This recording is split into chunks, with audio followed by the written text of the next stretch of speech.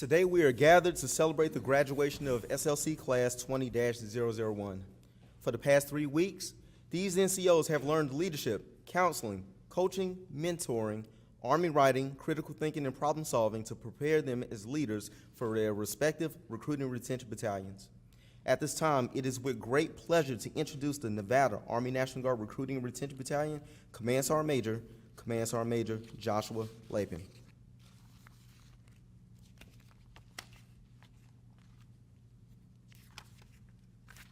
Excuse me. Command Sergeant Major Lappin is originally from Newcastle, Wyoming. He joined the regular Army on November 11, 1992, as a 63 Bravo light wheeled vehicle mechanic. He attended basic combat training at Fort Sill, Oklahoma, and advanced individual training at Fort Jackson, South Carolina.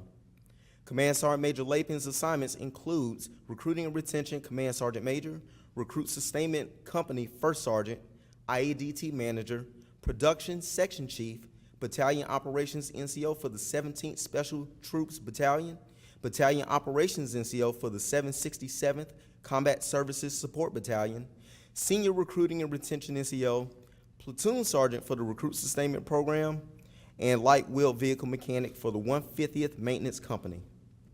His awards and decorations include the Meritorious Service Medal, 2nd Award, Army Commendation Medal, 4th Award, Army Achievement Medal, 3rd Award, the Good Conduct Medal, 4th Award, Army Reserve Component Achievement Medal, 2nd Award, National Defense Service Medal, 2nd Award, Armed Forces Reserve Medal, the NCO Professional Development Ribbon with 4 device, Army Service Ribbon, Overseas Service Ribbon, Army Reserve Component Overseas Training Ribbon, 2nd device, the Global War and Terrorism Service Medal, and the Korean Defense Service Medal.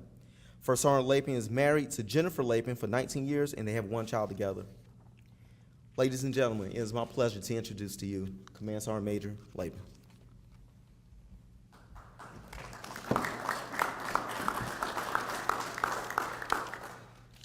Good morning, recruiters. First off, I want to say it's an honor to be here to speak with you today. I want to thank you for your hard work, your long hours, your missed dinners with your families, the sacrifices, the time away from home, and all you do to have gotten to this place in your career. Your dedication and fine balance has allowed you to be successful and be here right now. So I know a few of you, but I don't think many of you know me, or you don't think you know me. Does anyone remember an email sent out in 2018, just labeled Cub canceled? That was me. That was me. That was my first drill with my brand new company commander when I was an RSC First Sergeant.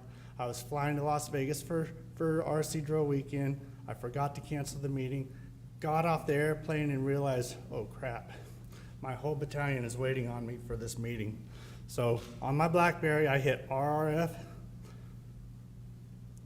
on the distro, Cub cancel, and hit send. And instantly I got a gut feeling saying, oh crap, my world's about ready to change. Needless to say, I felt like I wanted to crawl in a cave and just hide. I got about 1,500 hate emails that day. I probably got 50 hate calls, and I got about, 30,000 reply alls. How many of y'all were in those reply alls? Did any of you do that? Yeah. All right. But hey, the point of the story is, as leaders, it's easy to hit the wrong distro when pushing out guidance to your soldiers. I fouled up, but I was trying to do the right thing and take care of my troops. And it turns out my darkest hour that day made a lot of recruiters' days. I don't know if you guys remember, but there was no training seats when that happened, right? Recruiters were working, but they couldn't put anyone in boots. That gave them an excuse to have fun, just let their hair down and make fun of me, and I was fine with that.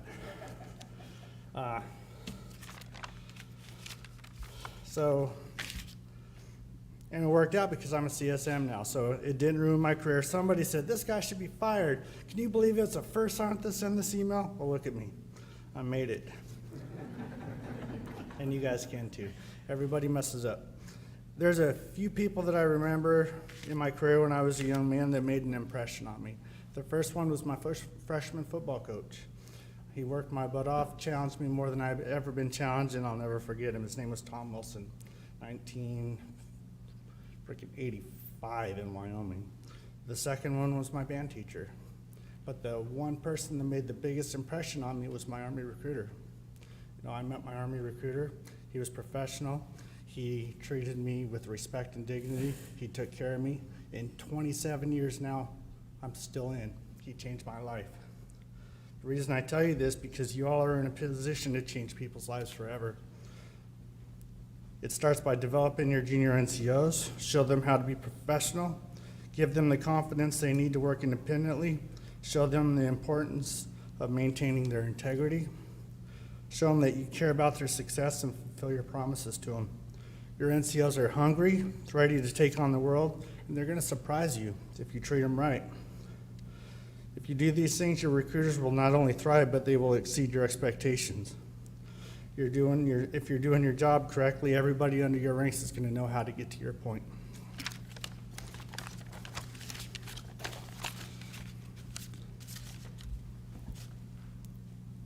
We work in a high-pressure environment every day. We put a lot of pressure on ourselves, a lot of pressure on our teammates, a lot of pressure on our recruiters. But I can tell you, if you're not emphasizing balance within your own ranks, within yourself, within your recruiters, your team's going to implode. And my team imploded this year. One of my E5 recruiters committed suicide just 5 weeks ago. He'd been a recruiter for about a year, rookie, and I'm still really emotional about it. So it's great building great teams, but you need to make sure that you're providing balance in your lives, that you're talking to your people, you're providing the counseling and the opportunities to get help. Everybody hurts, right?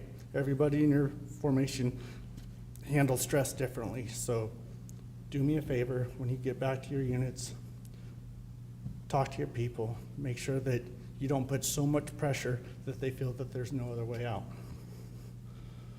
It was the hardest day I've ever had as a recruiting and as a soldier in the National Guard, getting that call from the Reno PD.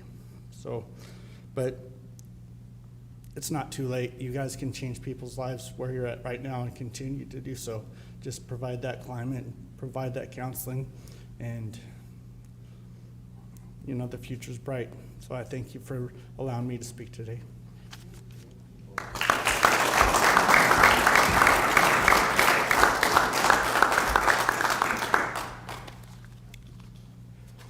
Command Sergeant Major, thank you for those encouraging words.